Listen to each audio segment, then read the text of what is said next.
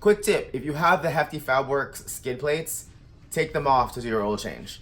I originally was going to use a little access hole that is in the radiator skid plate, but I decided to take that off. But I left the transfer case skid plate in there, and I wish I'd taken it off because there is a hole where you can access the drain plug for the oil pan, but then what ends up happening is that when the oil pan starts dribbling, oil gets all over the other part of the skid plate, like the hole kind of shoots this way, and then the pan drips this way. So when it's really, really low, it just kind of drips this way, and then there's oil all over the inside of the pan. So I ended up taking off that skid plate anyway to get all the extra oil off of it.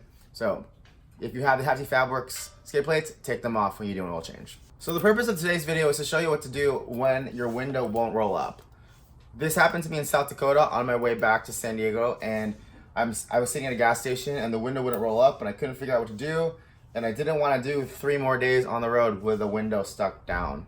So I asked the Google machine, what do I do? And apparently there's a quick little trick. Let me show you what it looks like. So right now, window won't roll up. But if you move all this crap out of the way here,